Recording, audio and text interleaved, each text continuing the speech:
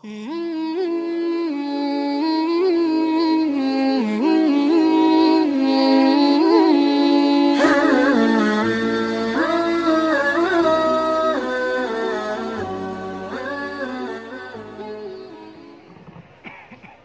kitab Al-Imam Abdullah Al-Haddad, kenal Imam Abdullah Al-Haddad?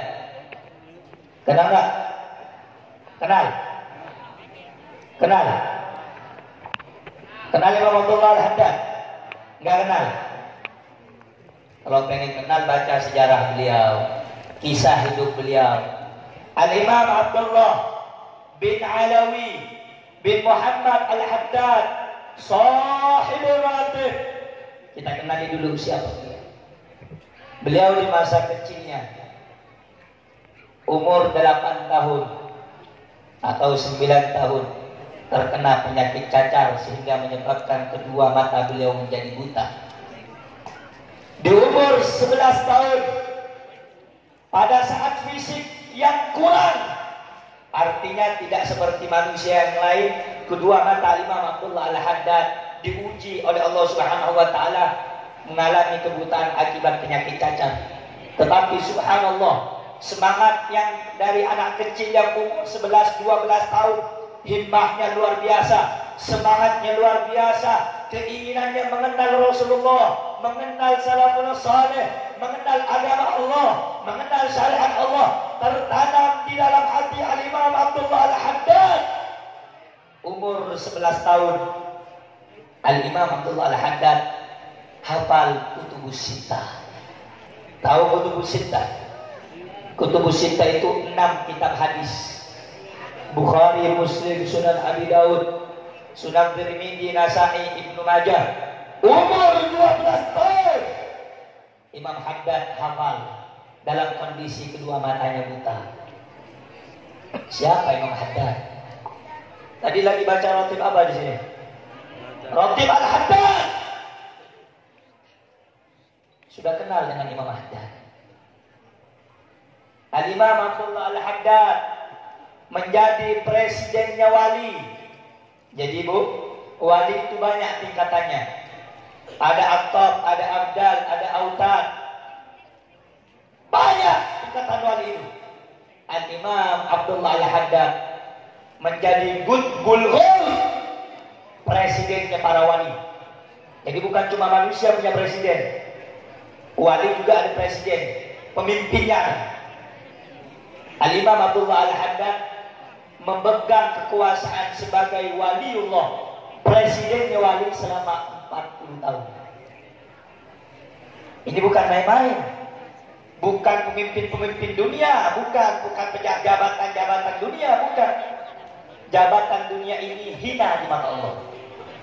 Al-Imam Al-Habib Husain bin Syekh Abu Bakar bin Salim, beliau mengatakan, andai kekuasaan jabatan di dunia ini berhak dipegang oleh manusia manapun, oleh makhluk manapun, maka aku tidak ridho, kata Habib Husain bin Syekh Abu Bakar bin Salim, peliharaan binatangku memegang jabatan dunia. Kenapa? Karena jabatan dunia itu hina di mata Allah. Tapi jabatan akhirat menjadi kekasih Allah itu jabatan yang luar biasa. Al-Imam Abdullah Al-Haddad, kalau kita baca sejarahnya, Masya Allah, Subhanallah, kita ini malu kalau nggak bisa mengikuti Al-Imam Abdullah Al-Haddad. Al-Imam Abdullah bin Ali bin Muhammad Al-Haddad, kedua mata beliau buta. Tapi banyak orang yang tidak mengerti, selain kebutaan mata beliau secara zahir ini yang nampak, Allah ganti dengan basirah, mata hati yang lebih tajam. Berarti kalau mata buta secara zahir itu tidak bisa melihat, baik itu dekat ataupun jauh. Kadang orang yang bisa melihat seperti saya dan Anda ini, mata zahirnya melihat, terbuka, enggak buta, tapi di balik dinding kita nggak bisa lihat apa yang dilakukan orang. Yang jauh kita nggak bisa lihat. Kenapa? Kita cuma punya mata zahir. Tapi Al-Imam Abdullah bin Ali Al-Haddad punya mata batin. Walaupun orangnya jauh, walaupun orangnya di balik bidik, Al-Imam Abdullah Al-Haddad bisa melihat dalam keadaan dengan apa? Mata batin beliau. Sehingga di antara amaliyah Al-Imam Abdullah Al-Haddad seperti baca Ratibul Haddad, apa manfaatnya? Beliau mengatakan, siapa orang yang baca Ratibul Haddad, aku mintakan kepada Allah dan aku janjikan kepada Allah, orang itu akan diwafatkan dalam keadaan husnul khatimah. Kalau bukan wali, tidak bakal dapat jaminan dari Allah. Tapi ini kekasih Allah yang minta. Insya Allah, yang rajin baca Ratibul Haddad baik di majlis ataupun di rumah, insya Allah wafatnya tidak akan jelek, tapi wafatnya dalam keadaan husnul.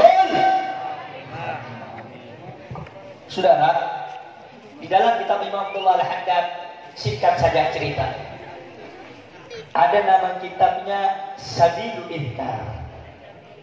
Sabilul Al-Intar.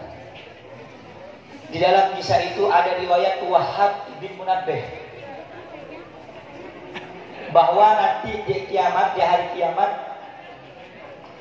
hari kiamat ada satu golongan yang Allah bangkitkan wajahnya bagaikan bulan purnama. Subhanallah. Wajahnya dibangkitkan bagaikan bulan purnama. Subhanallah. Nabi Allah Musa alaihissalam tanya sama Allah, ya Allah, itu umatnya siapa yang kau bangkitkan wajahnya bagaikan bulan purnama? Allah Subhanahu wa ta'ala bilang, wahai Musa, umat yang aku bangkitkan wajahnya bagaikan bulan purnama adalah umat kekasihku yang hidup di akhir zaman, umatnya Muhammad SAW. Dibangkitkan lagi satu golongan oleh Allah, wajahnya terang bagaikan matahari.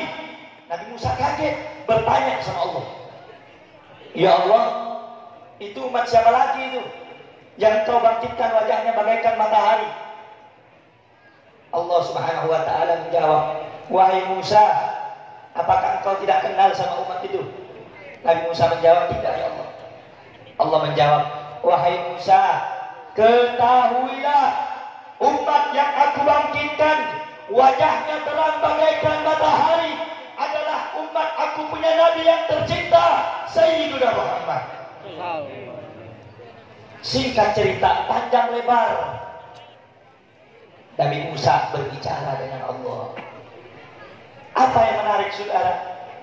Yang menarik dari dialognya Nabi Musa, ya Allah, kalau umatnya Muhammad kau begitu istimewakan, kau begitu agungkan, kau begitu sempurnakan, dibangkitkan dalam keadaan wajahnya terang bagai bulan purnama, bagaikan matahari, bagaikan bintang, sempurna.